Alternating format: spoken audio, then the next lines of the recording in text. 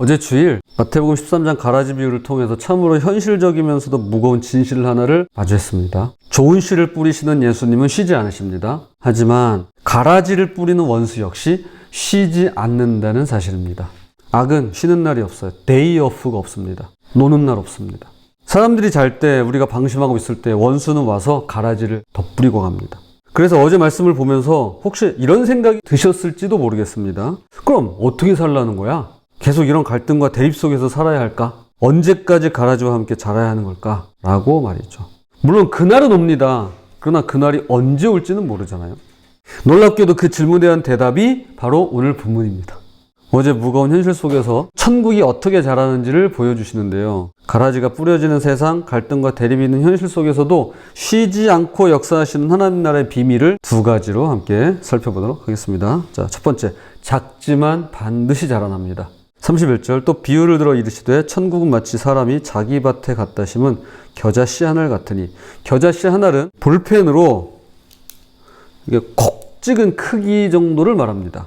여타의 다른 씨들보다 훨씬 작죠. 그런데 한 가지 이상한 점이 있습니다. 사람이 자기 밭에 갖다 심은 겨자씨라고 하는데 사실 당시에는 겨자씨를 자기 밭에 뿌리는 일이 거의 없었습니다. 겨자는 향신료이긴 하지만 주로 바깥 노지에서 그냥 자라게 하는 작물이었답니다.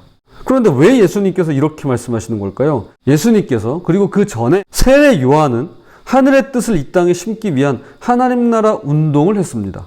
그런데 그때 수많은 반대자가 있었죠. 바리새인과 사두개인들, 또 로마 지배체제에 협력한 사람들이 계속해서 예수님의 복음을 방해했습니다. 어제 우리가 나눴던 가라지 비유가 바로 그런 상황이죠. 원수가 가라지를 뿌리고 갈등이 있고 대립이 생겨나는 것입니다. 그러다 보니 주변에서 비관이나 낙담하는 소리가 점점 커졌을 겁니다.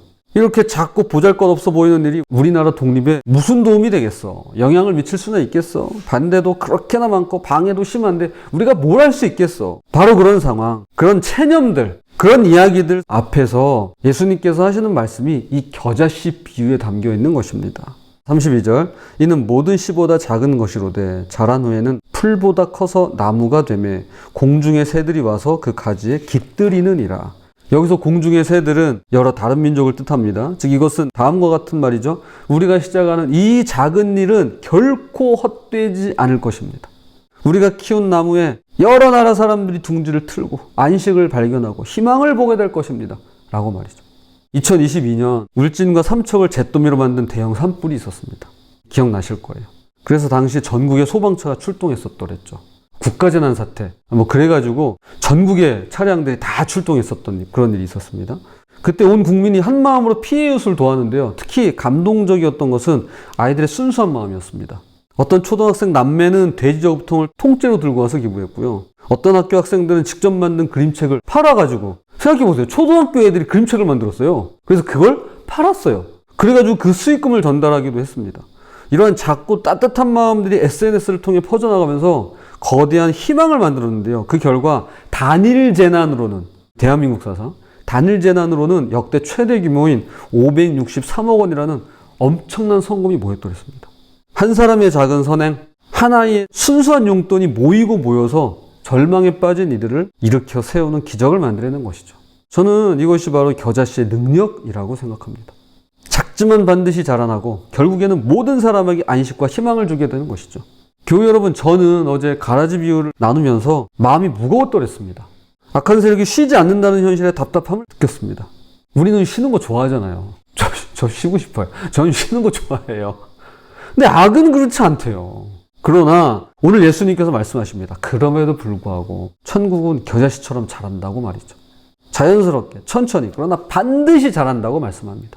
저는 새로 고침이야말로 우리 고사리 교회와 교인들 가정에 겨자씨라고 생각합니다. 하나님께서 우리 삶과 가정에 심어주시는 가장 작지만 가장 확실한 겨자씨라고 말이죠.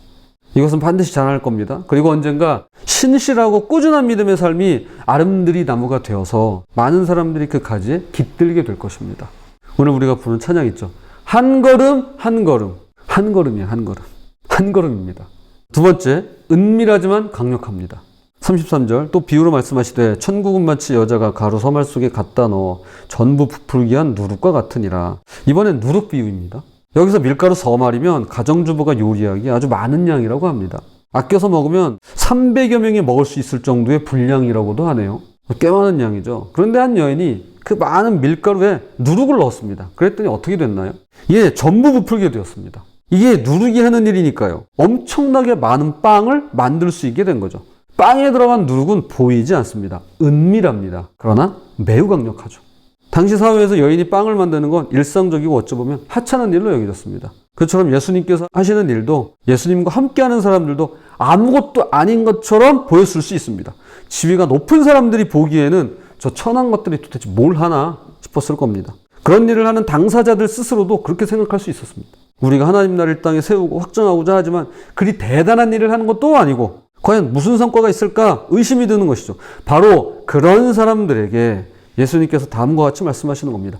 일상적이고 사소하고 하찮아 보이는 일이지만 지금 여러분은 마치 300여 명을 먹일 일을 하고 있는 것입니다.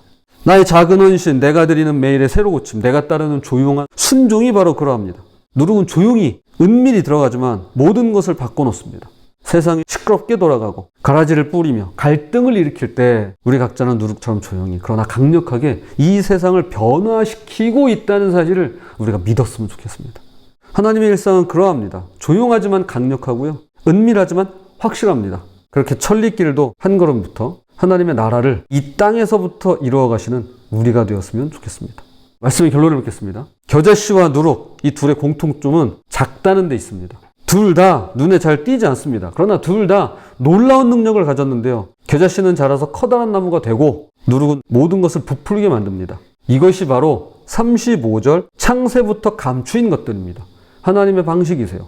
세상은 크고 화려한 것을 추구하지만 하나님은 작고 보잘것없어 보이는 것을 통해서 가장 큰 일들을 이루어 가십니다. 하나님은 미련한 것과 약한 것을 택하셔서 지혜롭고 강한 일을 이루어 가십니다. 고린도전서 1장 27절입니다. 그러나 하나님께서 세상의 미련한 것들을 택하사 지혜 있는 자들을 부끄럽게 하려 하시고 세상의 약한 것들을 택하사 강한 것들을 부끄럽게 하려 하시며 이것이 악한 세력이 쉬지 않는 가라지의 현실에서 작고 보잘것없는 우리를 통해 역사하시는 하나님 나라의 비밀입니다. 그러니 조급해하지 마시기 바랍니다. 겨자씨의 자연스러운 성장을 믿으시고 누룩의 은밀하지만 확실한 역사를 신뢰하시기를 바랍니다. 부디 오늘도 작은 겨자씨 하나를 심는 마음으로 조용한 누룩 한 덩이가 되리라는 마음으로 우리가 알지 못하는 사이에 이루어 가실 하나님의 나라를 살아가는 저와 여러분이 되시기를 주님의 이름으로 부탁을 드립니다.